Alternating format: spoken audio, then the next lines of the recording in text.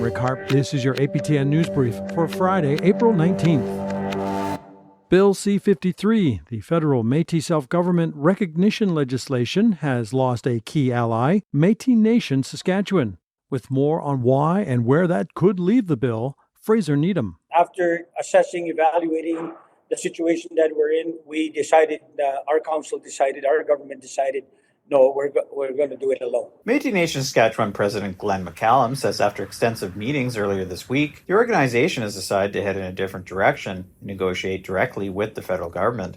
Bill C-53 has been mired in controversy ever since it was introduced by the federal government last year. The legislation formally recognizes Métis governments in Alberta, Saskatchewan, and Ontario. But First Nations in Ontario and the Manitoba Métis Federation have rallied hard against the bill because they don't see the Métis Nation of Ontario as a legitimate Métis organization. MMF representative for the Southwest region, Will Gooden, says the MNS made the right move.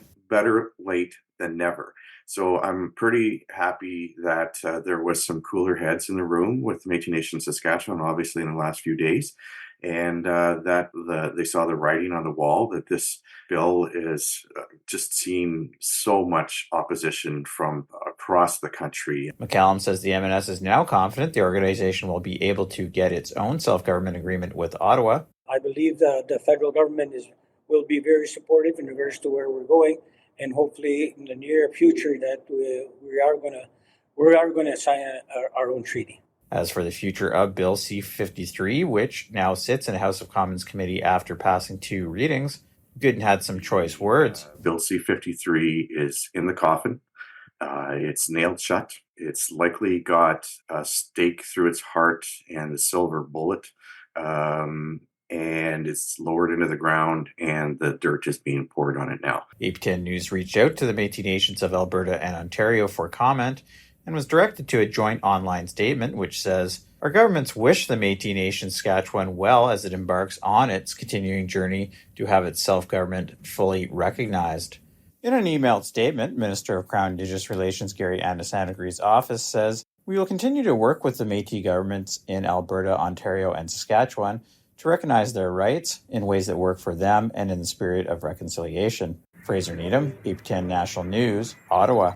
Continuing our coverage of this week's United Nations Permanent Forum on Indigenous Issues, where on day 4, delegates declared BC's opioid crisis a state of emergency, and a hereditary chief from Nicaragua sounded the alarm. Angel Moore reports. Here at the United Nations headquarters in New York City, the Siltotine Nation in British Columbia is celebrating an anniversary. It's been 10 years since the Supreme Court of Canada agreed the nation holds Aboriginal title to part of its traditional territory. While that's cause for celebration, what's not is the state of emergency there caused by the abuse of opioids. Zina Lula is a youth ambassador. Our youth are taking drugs to try and stop the pain, the trauma they have experienced. Our people are being poisoned, just like our waters and our lands. We come here with heavy hearts, but also with the message for Canada and the world. We know the path to healing. It is decolonization.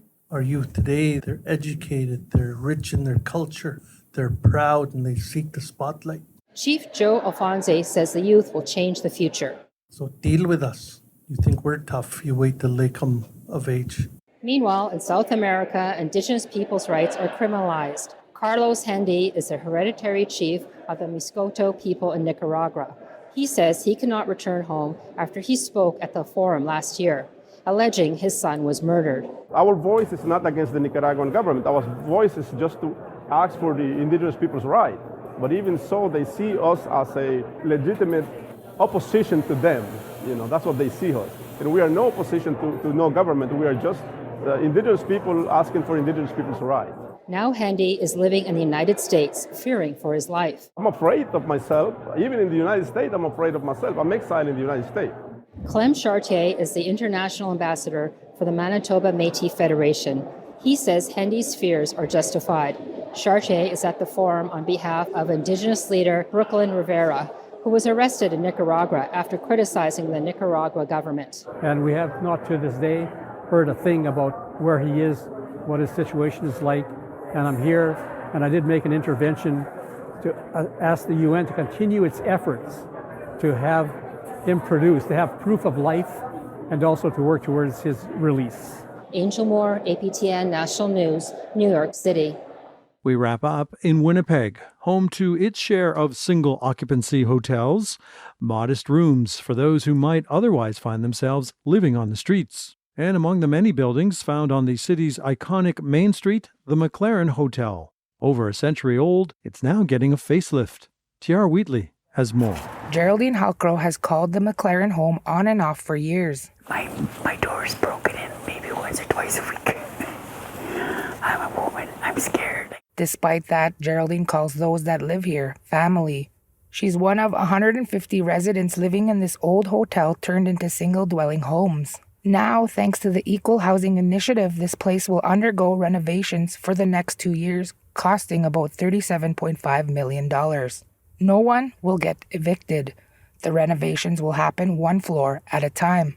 The executive director says this approach allows for some stability in the tenants' lives. People that are dealing with mental health, with addiction, with poverty, it's a journey, right? And it's not a continuum in one direction. It's a zigzaggy line. At least half of the tenants are Indigenous. That's why a common area was vital. To do traditional medicines if they want, to smudge. In the meantime, other programs have started here. Every Thursday, tenants and volunteers alike prepare a hot meal and package food hampers that get delivered to every resident in the building. Michael Miner is a master's in social work student who did his placement here last summer. He still comes to cook on his own time because he believes in the holistic approach used here. The most important thing working with people who are housing insecure or don't have dependable food sources is finding ways to meet all of their needs at once. And it's programs like at the McLaren where they're making sure all of those pieces can come together. James Tower has lived here since 2011. The best part of the renovation for him? They closed down the BLT lounge downstairs and the vendor too, you know. While the inside will change a lot, the outside not so much. The McLaren Hotel is a heritage building, so basically what you see now is what it'll still look like when renovations are done. But just a few steps over here, these buildings will be torn down to build the transition housing that will be called Recover Bridge. They would have an option right next door. Because what we also learned from many people that live here is this is their home. The dwellings will be more typical housing units ranging from bachelor to 1 and 2 bedrooms. Both the McLaren and Recover Bridge should be completed by summer 2026 and will be staffed 24/7.